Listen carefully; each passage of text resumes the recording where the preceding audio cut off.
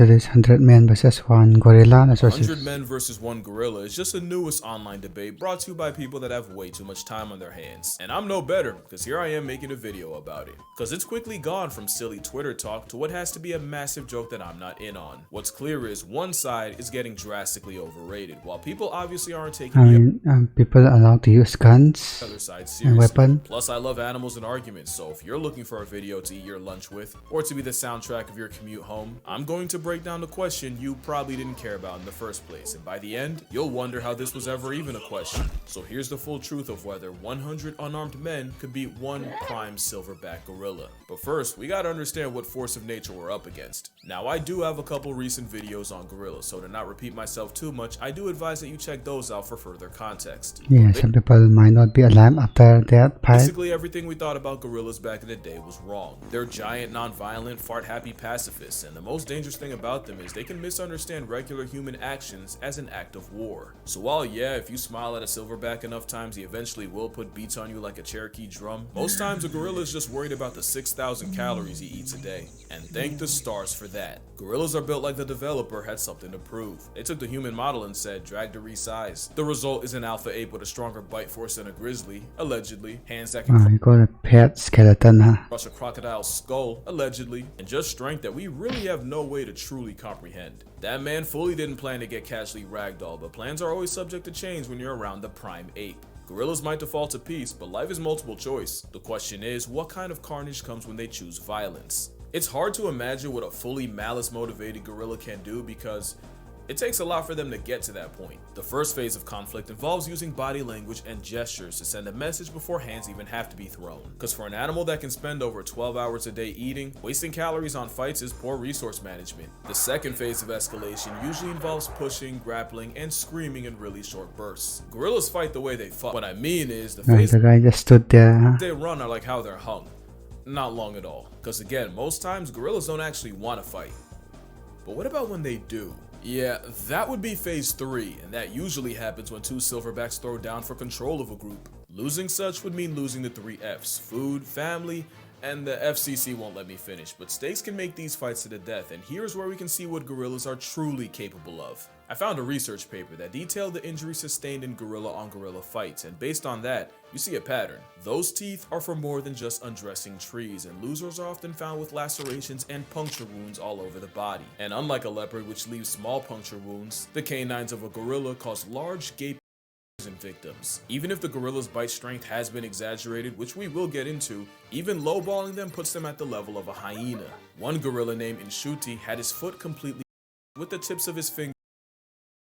Gorillas also use their arms, not really to punch, but to use as battering rams. It's a lot of pores, huh? They've also been known to pull chunks of hair out with their hands. So safe to say, a gorilla's stiff arm to the back would crack your constitution like a glow stick and could dislocate arms by accident. And with many victims also recorded with face, you'd probably be able to unlock your iPhone from 20 feet away after a gorilla puts jaws on you. So what chance would an army of humans have against a 500-pound berserker? Well, hot take, gorillas have been drastically overrated in many ways. First as fighters. Gorillas aren't efficient fighters, they're more physical brawlers and grapplers, and with everything I've said, most fights last anywhere from a couple seconds to 1 to 2 minutes at the most. Also, as strong as gorillas are, their strength has been overrated. There are some animals that just get more and more OP the more people talk about them. Chimps have been said to have the strength of 8 men when really it's closer to 1.5. It's just that they're stronger in all the ways that can. And grizzly bears are already big enough, but then you got people claiming they can decapitate a full-grown moose with one Wait, swipe. so how about the bear versus gorilla? Now, what idiot would say that? And this debate has people swearing a gorilla would rip a whole man in half like a phone book with nary a sweat. I knew the gorilla propaganda peaked when this was an actual debate. Dr. Strange could conjure up 14 million realities. You won't find one where a plus-size protein-packing primate can do anything to a full-strength grizzly bear taking him seriously. Especially since there's a much smaller predator known to give gorillas problems. Gorillas have been documented getting preyed on by African leopards. Even with jungle leopards being bulkier due to less competition, that's still an at most 180-pound cat past tensing Optimus Prime. Now let me be fair, these are rare and leopards usually go for hoofed animals, wild pigs, and monkeys. Gorillas are actually too big and too social to be a regular on the grocery list, so it sounds like my whole point is trash. But that same paper listing gorilla-on-gorilla violence also showed the aftermath of leopard attacks. In those reports, all leopard victims took bite wounds to the head and most of the arms, with Yeah, they go for the neck, I think. about the neck The carnivores are. and claw marks on the trunk. So even though it is rare and a one-on-one between a silverback and a leopard might mark both, if a gorilla can struggle with less than 200 pounds of predator, a 900-pound deratio would give Harambe a Yeah, that's definitely in India, bro. mate. Also, against 100 men, there are some very real issues that could be game over for the gorilla. The big one is endurance. Gorillas are dangerously close to being hot girl fit. They're best using explosive bursts of energy, not sustained strain over a long period of time, and a fight against 100 humans would likely last hours. Which is really bad considering compared to us, gorillas have poor temperature control. Gorillas don't have as many sweat glands as humans, and if we're talking about mountain gorillas, the thick fur would make it a 101 versus 1. The men, and the risk of heat stroke. That is if the ape doesn't just have a heart attack. Cardiovascular disease is the leading cause of death in gorillas in zoos, and 70% of male gorillas in zoos suffer from heart disease that'll past tense them prematurely. Now that might just apply to zoo gorillas, but it's still a factor. Another is the very temperament of the gorilla is highly non-confrontational. They're more likely to run away than run a fade. But most importantly, the brawling, grappling build is not a good combat style against multiple enemies. We know that cause there's another African predator that's been giving gorillas hell, and you may not have even realized it. And it's weird because for a while, gorillas and chimpanzees seem like they were on good terms. They've been recorded foraging together, and they'll even have their version of primate playdates. That all changed when the chimps started chimping. A couple years ago in Luongo National Park, scientists witnessed a gang of 18 chimps jump a gorilla family of 5. That's 3 females, 1 baby, and a silverback. The turf war lasted an hour, and even with the silverback apparently testing ragdoll physics, throwing chimps in the air, and even managing to injure 3.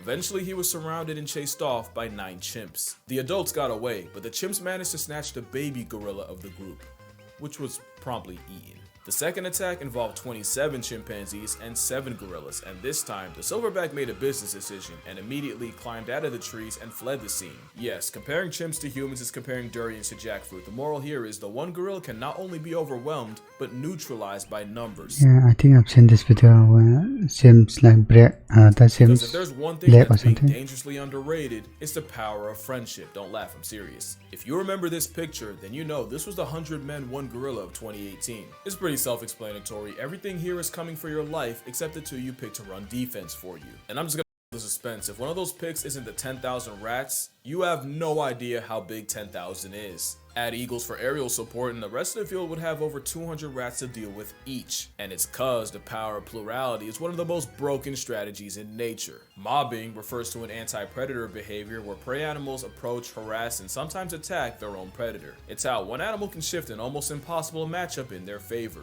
One hyena to a lion is a chew toy. Add 20 and it's a life lesson. Pilot whales have been on record chasing orcas out of high competition areas and even actively following the sounds of orca hunts. There's plenty of examples of weaponized unity in nature, but probably my favorite case of what's akin to a mob happens off the coast of South Africa, where fur seals have to risk their spot on the census every time they check the fridge. Cause the seals can't go out for groceries without the chance of running into the biggest predatory fish on earth. Every year, great white sharks gather around fur seal nurseries and snatch any inexperienced pups. The problem is so many sharks show up that a seal can dodge one great white right into the jaws of another. You've seen this movie before, but there's an alternate ending. Scientists have recorded fur seals squatting up into one giant group and using their numbers to turn on the sharks closing in. And as the mob gets bigger, the seal force gets more confident, leading to them escorting the 20-foot assault submarines back out to sea. So with all this, now it doesn't seem like a stretch to favor 100 men over just one gorilla. You could argue that the seals and the other mob merchants aren't actually getting physical with their final boss. That's true, everyone's asking if 100 men could off a gorilla, no one's asking how. Well, that's why I'm here. But first, obligatory, don't try this on a gorilla, or at least don't blame me for the consequences if you do. In a fight against a simian weighing a shack and a half, it's all about attacking the weak points, and a gorilla's weak points are the same as ours. Eyes, throat, mouth, and for measure, the jewels of the south. It's all about delivering damage that actually matters, and to do that, someone would have to perform the Draymond Green special and go for the eyes and blind him. Someone else would have to suffocate the supersized simian, either by bear hugging his windpipe, which only Tarzan backpacking plot armor can do, or by shoving your entire arm. And since you're already negotiating your arm elbow deep in esophagus, you'd also have to pull the gorilla's tongue out. I call that the leopard method, because a 73-year-old once soloed an attacking leopard by reaching into its mouth and ripping out the leopard's liquor. And speaking of grab and pull, someone would have to be elected to perform Draymond's who actually did that, bro? Smash and go for the gorilla's unmentionables. Hey, don't judge. This is war. The rest would have to use their combined strength to pin the primate down, with the remainder delivering kicks to the gorilla's flank, the most powerful natural attack to the gorilla's most vulnerable area. That would probably be the best way to chip away at a gorilla. One problem though, this is still a gorilla we're talking about. Even with everything I said about their strength being overrated, a gorilla fighting for its life would show you destruction like you've never seen. It doesn't matter how many men, the method, or the facet, for those first few, their only outcome is a closed casket. Even if numbers eventually win, those first dozen or so men would be horrifically maimed, mutilated, or straight up murked. You can argue that if I can mention that 100 men running over the hill would intimidate even a gorilla, witnessing men getting mauled and disfigured would inflict psychological damage. There's an argument that witnessing the sheer carnage would weaken the resolve of the others, destabilizing the army. And you have to remember, if mobbing is natural, doing so in a way that guarantees a portion of your team sees Tupac live isn't. Even animals like hyenas will Yeah, I don't think any sane human would do that. fall back if they sense they don't have enough of an advantage in a clan fight. But there's a catch. The tweet that started all this said, "Dedicated to that." Surely if men can watch bunkmates get blown to bits in a war, then you can find 100 willing to die for a gorilla. If they can withstand the visceral reaction of seeing jaws, 100 men would definitely beat a gorilla. And moral of the story, we have strayed so far from the halo of Harambe. Yeah, this is the part where I do the annoying thing and turn a tweet made by someone who definitely wouldn't pass a P-test into a lecture. But like I said in the other video, gorillas have already been getting the middle finger from humanity, either in the wild or in zoos. Whether it's trophy hunting or bushmeat, habitat loss, or an unsupervised minor, humans have the highest KD ratio against our green machine cousins. Because a gorilla has never been on record life depriving a person, even when they may have had a reason. Yet the mountain gorilla is nearly in bed with extinction mostly because of humans. But not all humans. Some dedicate their entire lives to the welfare of this giga ape, which is why I will be donating to Virunga National Park. Not only do they treat and protect the gorillas there as family, they often have to risk their lives regularly going against poachers. That and the fact that I made a video detailing how to work an endangered species makes my soul itch, so link down below if you'd like to donate as well. I'm not kidding when I say they're family. This man was seen comforting one of his young gorillas after his mother. And fun fact, Virunga National is where we got this gem. But yeah, that's gonna do it for this video. It's a classic video that nobody should take seriously. Nah, but I think I'm gonna start doing the animal versus animal face-off videos again. So let me know what animal matchup you'd like to see me yap about. There's one I've been wanting to get into for a while. Friendly reminder that I have a book, 100 Animals That'll Bleeping End You. I'd say more, but the